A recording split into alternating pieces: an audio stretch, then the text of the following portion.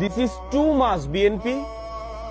না আপনি মানে এখন আওয়ামী লীগ সরকার ক্ষমতায় নাই বলে যে আপনি বিএনপিগিরি করবেন, আমরা কিন্তু সেটা মেনে নিব না। বাংলাদেশের জনগণ, বাংলাদেশের সাধারণ শিক্ষার্থী, বাংলাদেশের সাধারণ মানুষ সেটা কিন্তু মেনে নিবে না ভাইয়া।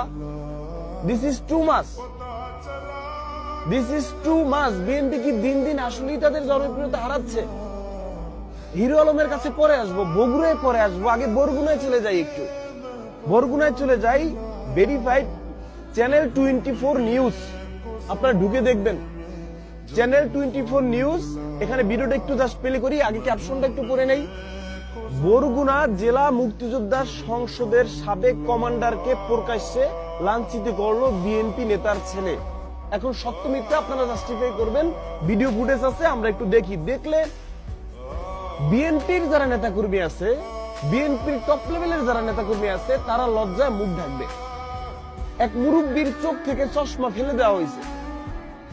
এই বছর একজন মুরব্বীকে দেখেন,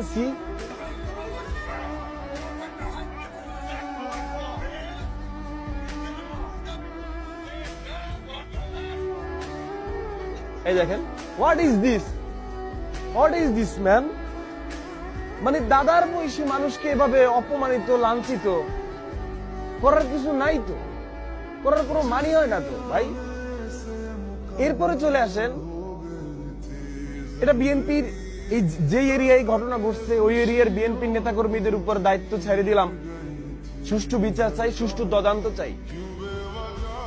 আপনারা না মার্কেটে দেখেন, একটা কথা কিন্তু অলরেডি উঠে গেছে যে একটা স্বৈরাচার সরকার এই দেশের সাধারণ শিক্ষার্থী, সাধারণ মানুষ, আপামর জনতা মিলে একটা স্বৈরাচার সরকারকে কিন্তু পতন ঘটাইছে। অতি শীঘ্রই আরো একটা দলের পতন ঘটবে। কোনটা সেটা আপনারা মনে মনে ভেবে নেন। হ্যাঁ, আপনি যেটা ভাবছেন সেইটাই। এরকম একটা কথা কিন্তু আসছে, উঠে আসছে। কেন কেন উঠে আসবে এরকম কথা? ব্যাকডেটের রাজনীতি আপনারা আর করিয়েন না। অপমান, লাঞ্ছিত, অন্যের ভূমি দখল করা, ভূমিদস্যু করা, অন্যের বিজনেস নিজে ছিনায় আনা, অন্যের গাড়ি নিজে চালানো, অন্যের ব্যবসা প্রতিষ্ঠান কেনানো, বাপের দাদার বয়সী মুরব্বীকে চশমা ছুঁড়ে ফেলা, অপমান করা, লাঞ্ছিত করা, প্রতিহিংসার রাজনীতি করিয়েন না। যে রিস্কাওয়ালা, উনি এখন প্রতিবাদ করতে শিখে গেছে। এবার চলে আসেন হিরো আলমের কাছে। হিরো আলমের আমি ফুটেজ করে এখন নামাই নাই, হিরো আলমের ফুটেজ করে আমি রাখি নাই, মোবাইল পিছনে রেখে দিই। হিরো আলমের ভিডিও আপনারা দেখছেন এবং চ্যানেল 24 দেখবেন, আরো নাগরিক টিভিতে। হ্যাঁ, নাগরিক টিভিতে আমি দেখছি।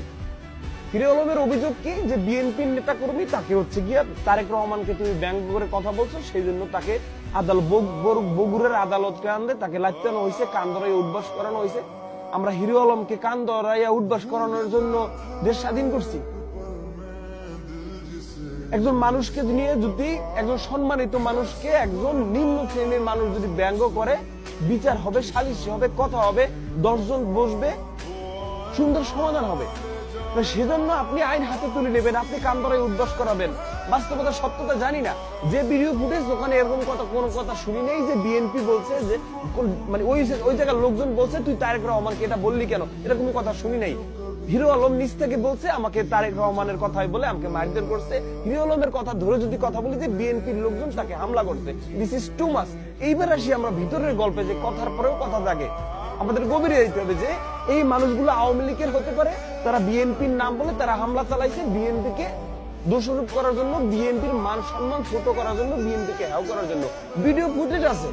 ওই এরিয়ার, বগুড়ার ওই এরিয়ার বিএনপির দায়িত্বে যারা আছেন, আপনারা মামলা করেন।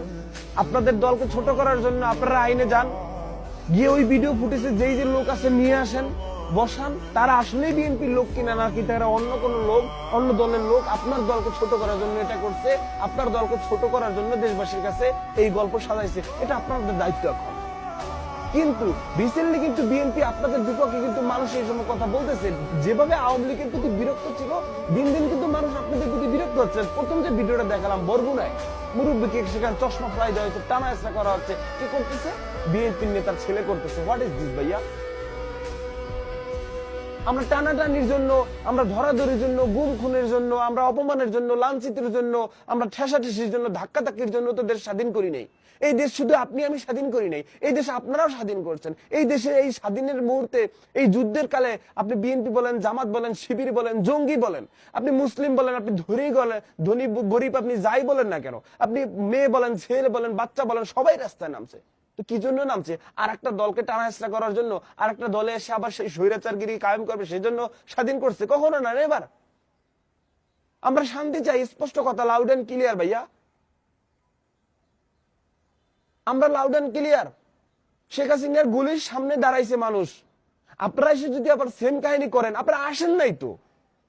এই বাংলার মাটিতে সুষ্ঠু নির্বাচন হবে এখন। এই অন্তর্বর্তীকালীন সরকার আজীবন থাকার জন্য তো আসে নাই, নির্বাচন হবে। কিন্তু আপনারা যদি এভাবে করেন, আপনারা টিকবেন না। এটা আপনাদের রিমেম্বার দিস, এক্সক্লুসিভলি ভাবে আপনি রিমেম্বার রাখেন এটা।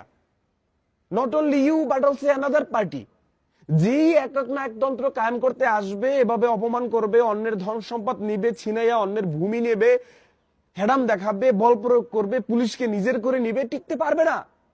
না, টিকতে পারবে না। হাসিনা টিকাইতে পারে নাই, হাসিনা টিকাইতে পারে নাই। মানে বিএনপি কি আসলে দিন দিন তাদের জনপ্রিয়তা হারাচ্ছে?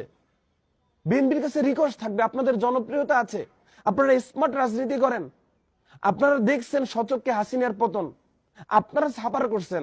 আমরা তো শুক্রে শুক্রে 8 দিন যুদ্ধ করছি, আপনারা তো 16 বছর সাফার করছেন, জেল কাটছেন, জুলুম কাটছেন, গুম হয়েছেন, খুন হয়েছেন, বাচ্চা মাইয়া দেখতে পারেন নাই, আয়না করে থাকছেন। আমাদের চেয়ে আপনারা বেশি সাফার করছেন, ট্রু। বাট সেই জিনিস যদি আপনারা আবার কায়েম করেন, দিস ইজ নট সেম। তাহলে কিন্তু জিনিসটা সেম হয়ে যাবে। সেম জিনিস করিয়েন না। মানুষকে ভালোবাসেন, দেশকে ভালোবাসেন। আপনি সেম জিনিস করলে আপনাকেও মানুষ টিকতে দিবে না। লাউড অ্যান্ড ক্লিয়ার ভাইয়া।